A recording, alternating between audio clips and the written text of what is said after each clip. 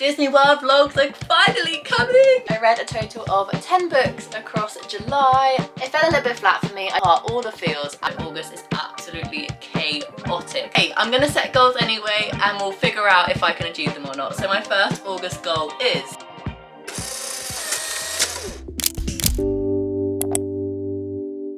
hi guys, welcome back to my channel and welcome if you're new. I hope you're all doing well and welcome back to my July wrap up and August reset video. I actually cannot believe we're in August already. As I'm filming this, it is actually August 5th, so we're a little bit into the month already, but I've just had time to sit down and film this, so I'm going to catch you up on everything that I did in July, my July wrap up in terms of books, my July book haul, as well as reflecting on my July goals, and then looking forward into August, what I'm looking forward to, as well as setting some August goals for myself. So without further ado, let's hop straight into it, and let's obviously start on reflecting, because without reflecting you can't then progress into setting new goals. So in terms of reflecting, I just want to shout out a few highlights in July, because July was such a good month for me. I had such an amazing month. Not only did I host round 4 of Magical Hopathon, which I'm so happy about, that everyone absolutely loved it. I had a really successful reading month because of it, and everyone just seems to have actually had a really lovely time. It had a really strong sense of community this time round as well, which is always amazing. So that was like definitely a massive highlight for me in July. I also went to a book event with Emily from Emily Kathleen Reads to celebrate Lindsay Kelk's brand new release that came out in July called Love Story. And not only did we have a really lovely time, we got some food and had a really good catch up, and just really nice just spending some time with Emily. The event was also amazing because it was Lindsay Kelk, Giovanna Fletcher and Paige Toon, which are like 3 of my favourite authors. And then not only was the author side of the thing absolutely incredible, I also randomly met one of my favourite Disney vloggers, Brogan Tate. So that was absolutely massive highlight for me in July, just really unexpected. She's so lovely, just as she comes across on her YouTube channel. And yeah, she's a massive inspiration for me in terms of my YouTube channel and the direction that she took her YouTube channel. She's just a massive inspiration. So to meet her and just like say hi and have like a really friendly chat, it was absolutely definitely a July highlight for me. I also went to see JLS in concert in July, which of course was absolutely incredible. I got just close enough to the barrier. I got second row. It was incredible. Aston spent a lot of time on my side of the stage. He gave me a lot of stage love. It was incredible. I actually vlogged not only the book event but also JLS, so I'll link those weekly reading vlogs up above and down below for you guys to catch up on if you want to see any of that. And actually in my book event vlog I did a whole debrief about the Brogan Tate situation, so if you love her as well, I definitely recommend checking out that video. And then the final little highlight for me in July was actually the fact that I kept up with my brand new bullet journal. Randomly at the end of June I decided I wanted to start bullet journaling again. I used to absolutely love bullet journaling. I was an avid bullet journaler since like 2016, so it's almost been 10 years now, which is crazy. 8 years of bullet journaling, and then all of a sudden I just fell off the bandwagon. I decided to stop bullet journaling creatively because I was feeling a bit burnt out of it, and I went back to a normal planner, which served me well for over a year. And I just started really pining for a bullet journal again. So in July I started my bullet journal for the first time again, and it was definitely a highlight just for the fact that I've been able to be a bit more creative again, and this is definitely one of my favourite spreads, really just showcasing that bullet journaling is a creative outlet for me, and I have really missed it. So of course I've been doing bullet journaling in August as well, so that was a massive highlight for me as well, and I'm just proud of myself. I managed to keep up with it with everything else going on in my life. So yeah, definitely a massive July highlight for me. And talking of my bullet journal, let's hop into reflecting upon my July goals. I didn't set too many goals in July because I knew Magical Hopathon was going to be a massive focus for me, and that's kind of like all I wanted to put my attention to, which I did do. So my other goals did kind of go all right, but let's quickly run through them. So my first goal in July was to stick with my bullet journal, and like I said, I did do that, and I've went full force into August as well. So definitely back on my bullet journal bandwagon. The next one was to book my car service in, which I have done, and my car service is coming up in the middle of August, which is exciting and a nice thing to have kind of scheduled in and know that it's going to happen. My next one was to organise my mum's birthday, which I've done, and it's been, my mum's birthday is actually the day I record this, but we celebrated with her on over at the weekend just gone, so that is Tick, been done. Next one was to book Disney dining, which I did do. I did it the minute I could, and I got every single reservation that me and Mark wanted, which is such a good feeling, knowing that Disney dining is hard to get anyway. If you know, you know. Like, some of the more popular restaurants are really difficult to get reservations for, so the fact that I managed to get every single reservation that I wanted, that Mark wanted at the time and the day that we wanted, I feel very proud of myself, so that is a massive win for me. The only goal that I kind of failed at this month was my stretching 3 times a week. I got another cold in July, so I've had 3 colds in the span of 6 weeks, which is not great, and it definitely made me kind of like fall off the bandwagon with my healthy eating and my like healthy habits, which was another kind of like goal of mine, was to stick to my habits, and I definitely fell off the bandwagon a little bit with those because of my colds I keep getting at the minute. But stretching was definitely one that kind of like fell off the bandwagon the most, and I definitely didn't do it 3 times every single week. And I definitely felt the effect of that, and I'm really hoping in August I can kind of like bounce back a little bit more, especially because now I'm less than a month away from going to Disney, and Disney was like my end kind of like goal, with all my healthy eating and habits, etc, etc. So I haven't got long to work on my goals until my kind of like holiday end date. And then my final goal was obviously to have a very successful magical Hopathon, which I did do. So without further ado, let's hop into my July wrap up and talk about all the books I read for Magical Hopathon. I read a total of 10 books across July. Let's run through them. So just as a disclaimer, I did weekly vlog my entirety of my reading experience in July, so if you want better thoughts and feelings about any of the books I'm about to describe, then be sure to check out my weekly vlogs, because I'm not going to go too much into depth about them here. I'm just going to do my quick stats and my ratings. So in July I did have a total of 12 books on my TBR, and I ended up reading a total of 10, which spanned across 3,296 pages, averaging out to 106 pages per day, which I don't think is too shabby whatsoever, and is so satisfying. Looking at my bullet journal and seeing my reading spread look this full and colourful and just really completed, it makes me very, very happy. So having read the 10 books makes it my most successful reading month to date of 2024, which is so exciting. And I did do everything I wanted in Magic Hopathon. I went to all 4 parks, completing an attraction, show and snack in each one. I read a total of 7 physical books, 2 ebooks and 1 audiobook. I rated 1 2-star, 2 3 stars, 3 3.5 stars, 1 4-star and a whopping 3 5 stars. Yay! And in terms of like what books I read, let's go from worst to best, again saving the best till last. My worst rated book of July was Night Shift by Annie Crown, which I gave a 2-star. This was the last book I read in July, so kind of leaving on a bad note, but that's absolutely fine. I've forgotten about it already. I just didn't love this book. I didn't like the writing, I didn't like the plot, I didn't like the main characters, just overall didn't really vibe with this book at all. And this was for my Epcot show, Voices of Liberty, to read a beautiful cover, and the snack for Club Call to read a book set in a different country. My 3 stars were Dance of Thieves by Mary Pearson, which was for Animal Kingdoms, show prompt Nemo to read a book outside your comfort zone, and a snack for Night Blossom to read an Instagram worthy book. This was fine, it definitely went over my head a lot of the time. It took me ages to get into it. The first 200 pages were a little bit of a slog, and by the end I did kind of get the gist, and I'm intrigued to see how the duology ends, because it is only a duology. So I have Val of Thieves, the second one, on my TBR for August, so I can round it out before I forget too much about what happened, because it took me ages to get into this world and the characters, but I got there eventually, rounding it out to a 3-star. And my other 3-star was Done and Dusted by Lila Sage, which was for my Hollywood Studios snack of frozen cola to read a book with summery vibes. I just didn't get the hype of this one. I didn't love it, I didn't hate it, it was just alright. I feel like it's kind of forgettable. Out of all the books, the whole 10 books I read in July, this one is definitely one that I'm not constantly thinking about. So yeah, definitely just like a mediocre book, and nothing I hated, nothing I really loved about it either. I then gave a 3.5 stars to Funny Story by Emily Henry, which was for Magic Kingdom's show, Festival of Fantasy, to read a book with a colourful cover, which I definitely think this one did.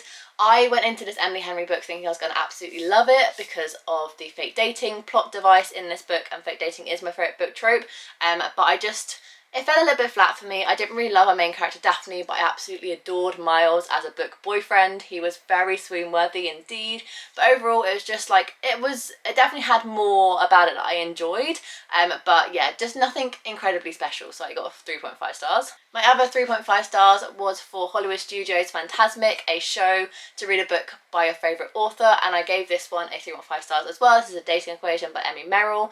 I class Emily Merrill as one of my favourite authors because she is a lovely person that I've had the privilege to get to know via the online book community, and I do really support her. I rated her first kind of like debut book, The Heartbreak House Share, a 5 stars, so I was kind of expecting a lot from this book, but I just felt the plot was a little bit slow for me. This one is about two best friends who create a dating app together, and then when our main character Penny goes on said dating app and she goes on loads of failed dates with her own dating app, she kind of realises that maybe the equation for love is wrong and love is in front of her all along. So kind of like, you get the gist, best friend to lover sort of situation. And I definitely liked the character dynamic between this, but I really do wish it kind of stayed as a contemporary rather than switching into the romance genre near the end. But yeah, it was a good book, I enjoyed it. I listened to the audiobook for this one and I gave it 3.5 stars. And the last 3.5 stars I gave was to Cross the Line by Simone Santali, which was for Epcot's attraction, Cosmic Rewind, to read a fast-paced book, because this is an F1 romance, so I definitely thought it was going to be fast-paced, and it was. I binged it across 2 days and it's almost a 400-page book, so definitely fast-paced. Tick. This one was really cute. I definitely enjoyed it. I just feel like it could have been a little bit shorter. I feel like it could have been stronger in the 340, 350 page mark rather than like the almost 400. There were some scenes I feel like could have been cut out. The smut was good, but not the best I'd read all month, because I read a lot of Elle Kennedy this month and I feel like she definitely excels in the smutty writing genre. But yeah, this one was fun. I enjoyed it, but nothing too incredibly special. Talking of Elle Kennedy, my single 4-star goes to The Goal, which is the 4th book in the Off-Campus series by Elle Kennedy. I enjoyed this one. I just have so much fun with this entire series. There are just some that I'm rating higher than others, really based on mood, time that I'm reading it, and just overall vibe. And this one I just really enjoyed. But do I remember which characters off the top of my head right now that they follow? Sabrina and Tucker. I did it, I remembered. And Sabrina and Tucker are actually the main characters in the 5th book as well, The Legacy, which is also on my August TBR, because I just want to round out that series and say I've completed another series this year. So I'm excited to get to that one. This one was really fun. It definitely felt like we were finally getting snippets from every single character relationship that we've had in the previous books. It was really nice to see them all together, kind of like flourishing, and seeing where their own storylines kind of ended up in this one. So yeah, I really enjoyed it, had a really fun time, and I basically binged it over a weekend, which is always fun. I didn't have a single 4.5 stars, so we're jumping straight into my 5 stars. Talking of which, one of Elle Kennedy's books, The Score, which is the 3rd book in the Off-Campus series, made my 5 stars. This book is smutty, but boy oh boy did I enjoy it. It was so much fun, and this one follows our main character Dean and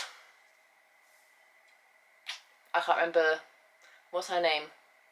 I want to say it begins with A, but I don't think it does. I'll write the character's name on screen, but Dean and his love interest, oh my god, it was so cute. I absolutely love this book so much.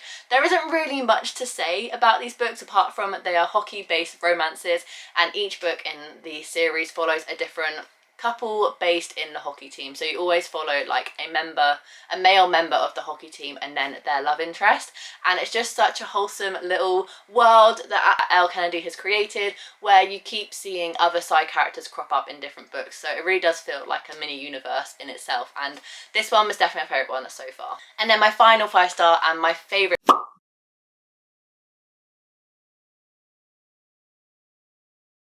5 star, of course, was Ashley Poston's Another Love Story.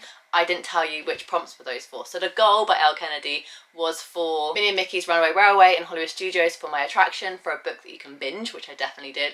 And then The Score by Elle Kennedy was for my attraction in Magic Kingdom for Tiana's Bad Adventure, to read a book that had multiple cover designs.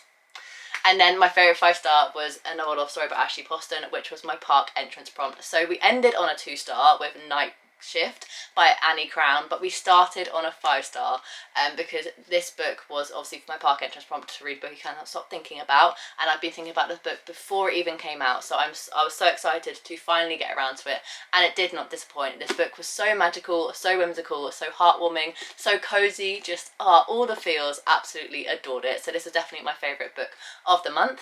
And because I had such a good reading month, I'm a little bit daunted by August. Like, can it live up to the hype and the ratings I've given all of my books in July? Like, I had such a strong reading month in July, like my best for ages. I don't think once have I ever rated 3 books 5 stars in a month ever before. So like, August has a lot to live up to. But there is a little bit of a pattern with my reading when it comes to Magical Hopathon. I always put my all into these readathons and I always give it my 100%. So much so that I usually burn myself out with reading, and then my reading definitely takes a nosedive in the following weeks / months, depending on how long I posted this readathon for. This one, this time round, was a month long, so I'm kind of expecting August reading to take a little bit of a nosedive, because that's just a pattern that I kind of fall into. I read so much and spend so much time reading for an entire month that in August or the following month I don't tend to want to do much that evolves around reading. So I'm really hoping I can break the curse this month and read a lot, because there are some books on my TBR that I really want to get to. I'm hoping that if I mood read a bit more in August, it'll kind of help me not fall into such a major reading slump. But like, the main reason I was so happy with my July reading in this past month is because out of the 10 books that I read, 8 of them were off my physical TBR, and prior to my readathon starting, my physical TBR was getting very close to kind of like my max capacity, which is 50 books. It was up to 49. But by having read 10 books in July and 8 of them being on my physical TBR, I am back down to 39 books. So exciting! So I'm trying to actually not buy any physical books at the minute, because I've just done a major book unhaul. If you haven't seen that video, I was absolutely brutal. I'll leave it up above and down below if you want to check it out, but I unhauled like 50 books. It was crazy. But I'm trying not to buy many physical books because of some personal reasons I don't want to disclose too much to yet. But yeah, I'm trying not to create too much of a book collection at the minute, so I will be utilising my Kindle a little bit more in the latter half of this year, so I will hopefully see my book buying, my book hauling decline ever so slightly, and that has kind of like already started that trend, because in July I only hauled 3 books, and those 3 books were Love Story by Lindsay Kelk. This was the book that I got at the book event that I was speaking about earlier to you guys, so I picked it up because I knew I was seeing Lindsay Kelk on the day of her release, and I got it signed, of course. This was the first book I purchased. This one was actually free because I had £10 to spend on my Waterstones gift card. Yay for me. The second book I brought, I really shouldn't have brought, but boy oh boy am I glad I did, and I re-brought, should I say, I brought again because I'd already purchased a copy of this book, read it, then went to go meet Paige Toon, realised how much I loved this book when she was talking about it, and I was like, and because I didn't take it with me to sign, I was like, I'm going to have to buy another copy at the event. So I brought another copy at the event, and it's fine because I now have it signed. Yay! And that was one of the books I unhauled, was my other copy of Seven Summers. But I absolutely love this one as well, so glad I now have a physical copy of it signed.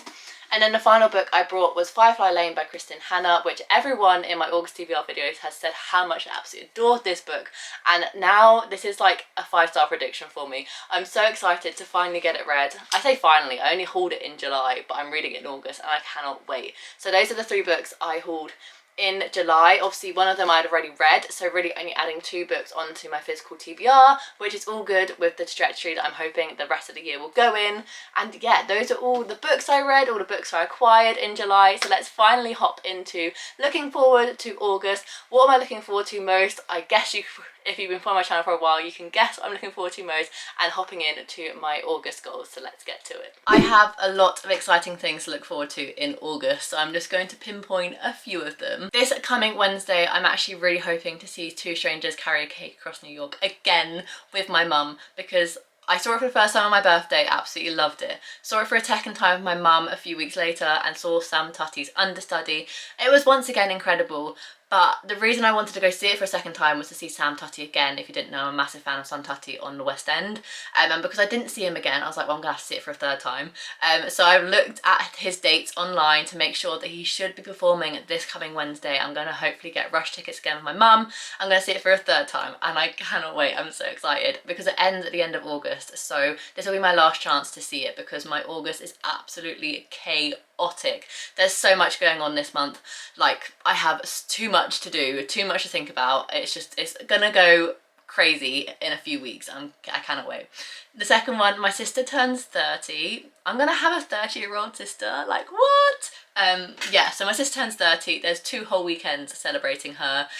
One, just me and her. I've planned a whole sister date for her, which I cannot wait to share with you. I'm gonna vlog it, but it's a whole surprise for her, so I won't say exactly now, just in case she watches what it is. But I'm so excited for that weekend. And the second weekend is actually her own birthday party, where I'm going into London with my family, all her friends, Mark, etc. And we're going to be celebrating her turning 30, and I cannot wait for that as well. So there's 2 weekends where I'm celebrating my sister, and I cannot wait. And then I'm also going to see Wizard of Oz with my mum, so I've got 2 theatre trips this month as well. There's so much going on. Wizard of Oz, not because I like the show, because Aston Marigold's in it. So of course I got tickets to go see Aston in Wizard of Oz. I am at stalls in the row D, so I'll be nice, close up and personal. And yeah, then I'll go to the stage door, hopefully meet him and have a whale of a time. And that's also with my mum. So I really appreciate my mum for just like vibing with my obsessions. I really do appreciate it. To have someone to take with me and to come along with me, I do really appreciate it. So I'm going to see that at the end of August, which I'm so excited for. And then can I say that I'm excited for Disney one more time? One more time. I'm really excited for Disney. Yeah. I don't go until September, but August is the lead up to it.